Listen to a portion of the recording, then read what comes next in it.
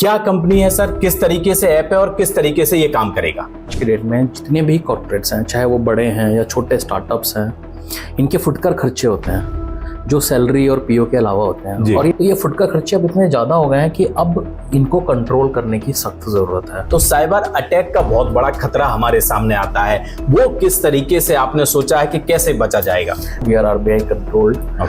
हमारे पास सर्टेन से हमें सारे सर्टिफिकेशंस कराने होते हैं। हमारे जो सर्वर्स हैं उसकी समय समय पर आरबीआई से हमें नोटिफिकेशंस आते रहते हैं, हम उनको अपग्रेड भी करते जाते हैं। प्लस हमने इंटरनेशनल सर्टिफिकेट्स भी लिए हुए हैं, बिकॉज अब ये प्लेटफॉर्म ये ग्लोबल प्लेटफॉर्म की तरह काम कर रहा है। रुपया कमजोर होता चला जा रहा, हम तो डॉलर में पैसा कमा रहे हैं। तो इस तरह से मैं तो नहीं सोचता हूँ। और अगर डॉलर बढ़ रहा है, डॉलर मजबूत हो रहा है, रुपया कमजोर हो रहा है, तो ये तो और बड़ी जिम्मेदारी है कि हम ज्यादा से ज्यादा एक्सपोर्ट बढ़ाएं।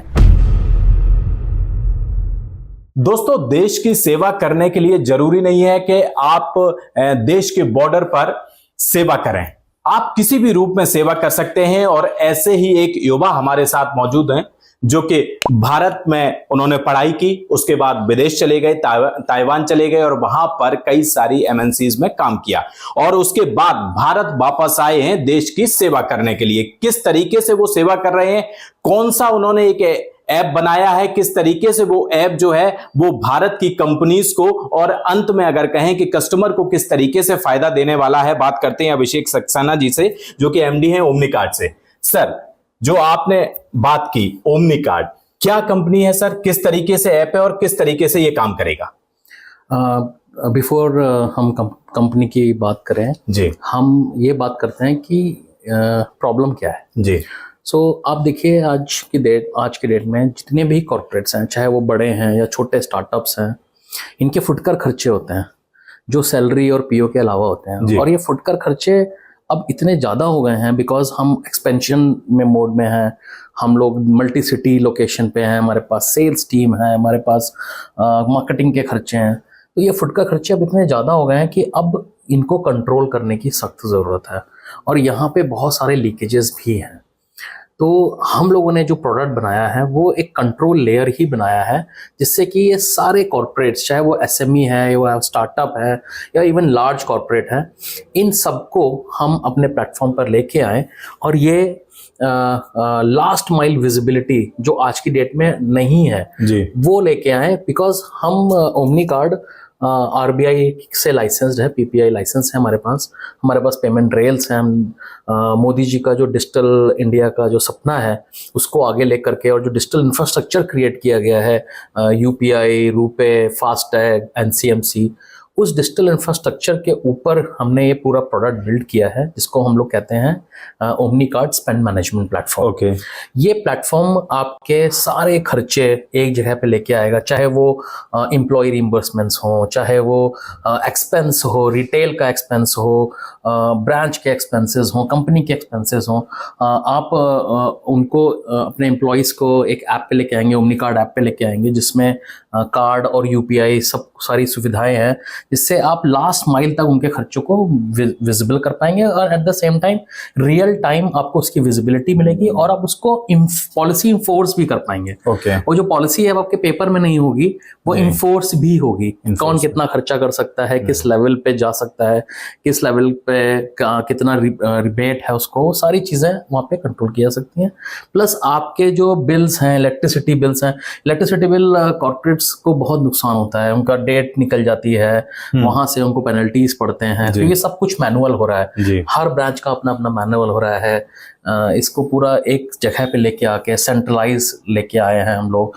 प्लस वहाँ पे रिबेट्स होते हैं, वो रिबेट की डेट आपको क्लियरली विजिबल है, आप वहीं से बिल पेमेंट कर सकते हैं, आपको कहीं और जाने की ज़रूरत नहीं है।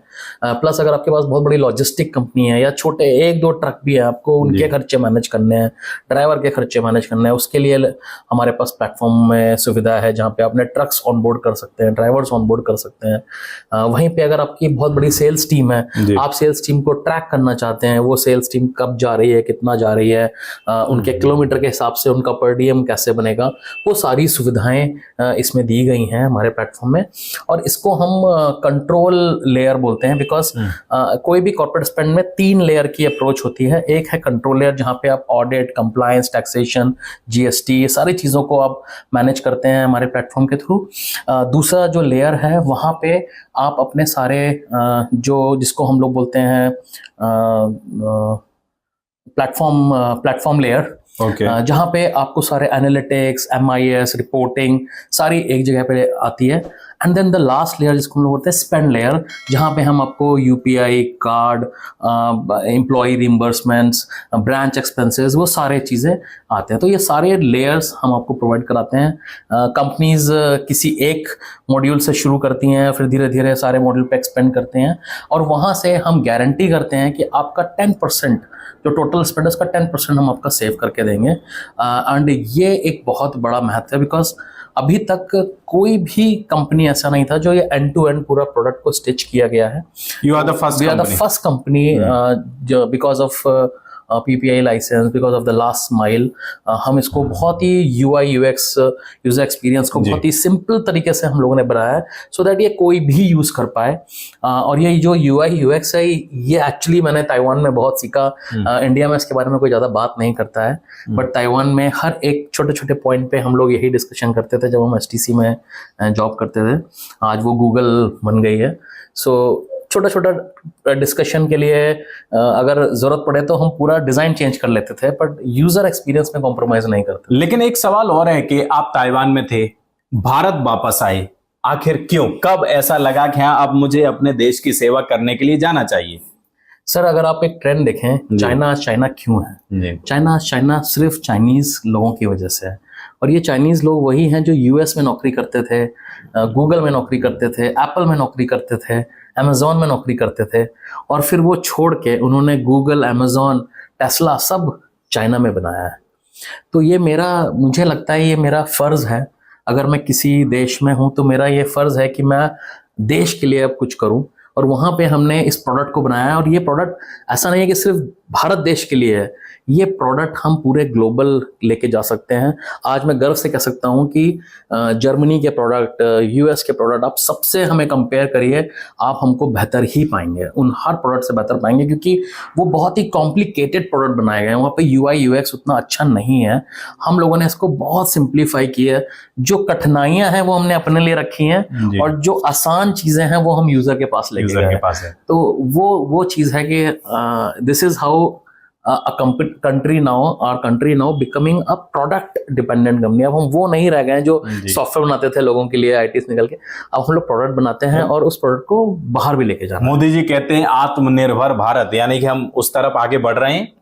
देखिए सर, उसके अलावा कोई और ऑप्शन भी नहीं है आज की डेट में। अगर हमें चाइना से कंपटीशन करना है तो मैं ये कहना चाहूँगा कि ज़्यादा से ज़्यादा लोग जो बाहर सीख रहे हैं, जो सीख गए हैं, उनको भारत आना चाहिए, प्रोडक्ट्स पे काम करना चाहिए।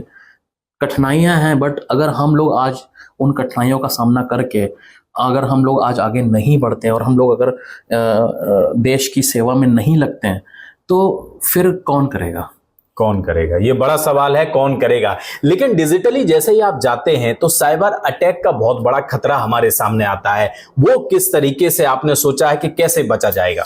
देखिए, यहाँ पे जो भारत का सबसे बड़ा ब्रांड है RBI, वो पिक्चर में आता है। We are RBI controlled. हमारे पास सर्टेन से हमें सारे सर्टिफिकेशंस कराने होते हैं। हमारे जो सर्वर्स हैं उसके समय समय पर RBI से हमें नोटिफिकेशंस आते रहते हैं, हम उनको अपग्रेड भी करते जाते हैं। प्लस हमने इंटरनेशनल सर्टिफिकेट्स भी लिए हुए हैं, बिकॉज अब ये प्लेटफॉर्म, ये ग्लोबल प्लेटफॉर्म की तरह काम कर रहा है। ये भारत के लिए तो है ही, बट ये और भी कंट्रीज के लिए काम कर रहे हैं। तो हमने इंटरनेशनल सर्टिफिकेशंस भी लिए हुए हैं। प्लस सिक्योरिटी और टेक्नोलॉजी हमारा DNA है कंपनी का, तो वी अंडरस्टैंड दैट। अब आप सोचिए कि अगर कोई कंपनी अपना डेटा लूजली कहीं सेव कर रही है और उसकी जगह अगर वो डेटा हमारे सर्वर पे आता है तो वो प्रोटेक्टेड है, वो भारत में ही है। तो make in India and stay in India. Make in India stay in India, अच्छी टैगलाइन आपने दी है। लेकिन एक चीज और बताइए कि एक समय था जब लोग विदेशों में जाते थे, चाइना पे डिपेंड है, जापान से हमें ये सुविधा चाहिए, ये ऐप चाहिए, लेकिन क्या अब भारत इन सब चीजों के लिए तैयार हो चुका है? देखिए, सॉफ्टवेयर में हम हमेशा से नंबर 1 थे, हैं और रहेंगे। सिर्फ जो एक फोकस था प्रोडक्ट को लेकर के, जो मुझे लगता है मैंने काफी कुछ सीखा ताइवान और साउथ कोरिया में, वो चीज अब इंडिया में भी शुरू हुई है। लोग प्रोडक्ट के पॉइंट ऑफ व्यू से सोचना शुरू कर रहे हैं, नए नए प्रोडक्ट बन रहे हैं। सिर्फ अब वो प्रोडक्ट वैसे नहीं है कि हमने छोटे मोटे प्रॉब्लम सॉल्व कर रहे हैं, नहीं, अब कोर में भी प्रोडक्ट्स पे काम हो रहा है, और फिर वो हार्डवेयर हो और सॉफ्टवेयर दोनों पे काम हो रहा है। आपको बताना चाहेंगे, अभी एक AI डैश कैम भी बना है, भारत का पहला AI डैश कैम बना है। आप ही ने बनाया? हम लोगों की ही सिस्टम कंपनी। सो वो भी आप सोचिए, हार्डवेयर पे भी हम लोग काम कर रहे हैं, सॉफ्टवेयर पे, प्रोडक्ट पे भी काम कर रहे हैं। और जो जर्मनी के प्रोडक्ट आते थे इंडिया में और बड़े बड़े कॉर्पोरेट्स में काम करते थे, उन सबको रिप्लेस करने का टाइम आ गया है with a better technology and better commercials. Because India में बना है, इंडिया के कमर्शियल्स है, जर्मनी के कमर्शियल्स नहीं है। अच्छा, ऐसे लोगों को आप क्या मैसेज देना चाहेंगे जो ब्रेन ड्रेन हम लोग कहते थे, और आज भी कई सारे डॉक्टर, इंजीनियर ऐसे लोग हैं जो US जाते हैं, अलग अलग देशों में जाते हैं, उन युवाओं को आप क्या मैसेज देंगे? देखिए, मेरे ख्याल से इसमें कोई गलत नहीं है, हर इंसान को बाहर जाना चाहिए, एक एक्सपोजर लेना बहुत ज़रूरी है, वहीं से हमें सीख आती है। Being a IITian, I urge everybody to go there but don't stay there. Just China से सीखने की बहुत ज़रूरत है। आप देखिए, सारे एंटरप्रेन्योर्स, they all at one point of time they all are in US या जापान या अदर कंट्रीज में थे। वो वहाँ से लर्निंग लेके भारत वापस आए, वहाँ पे काम किया। मेरे ख्याल से हम सबको अब ये करना ही चाहिए।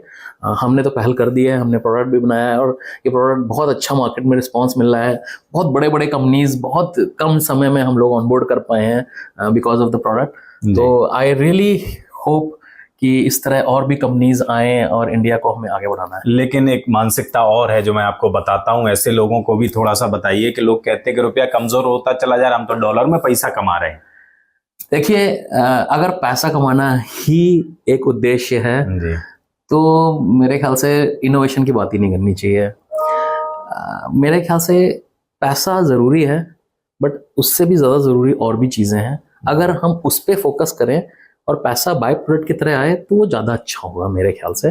तो इस तरह से मैं तो नहीं सोचता हूँ। और अगर डॉलर बढ़ रहा है, डॉलर मजबूत हो रहा है, रुपया कमजोर हो रहा है, तो ये तो और बड़ी जिम्मेदारी है कि हम ज़्यादा से ज़्यादा एक्सपोर्ट बढ़ाएं। हम ऐसे प्रोडक्ट्स बनाएं जो सिर्फ भारत के लिए नहीं, वो भारत के बाहर भी काम करें। तो ये तो और ज़्यादा ज़रूरी मिशन है, राइट। चलिए, बात करने के लिए बहुत बहुत शुक्रिया। तो आपने देखा अभिषेक सक्सेना जी ने किस तरीके से क्या क्या बातें कही हैं। अगर आपको भी ये खबर पसंद आई हो तो लाइक कीजिए, शेयर कीजिए, कमेंट कीजिए, और हाँ, चैनल को सब्सक्राइब करना मत भूलिएगा, क्योंकि ऐसे ही तमाम अपडेट्स जो हैं वो हम आपके लिए लाते रहते हैं।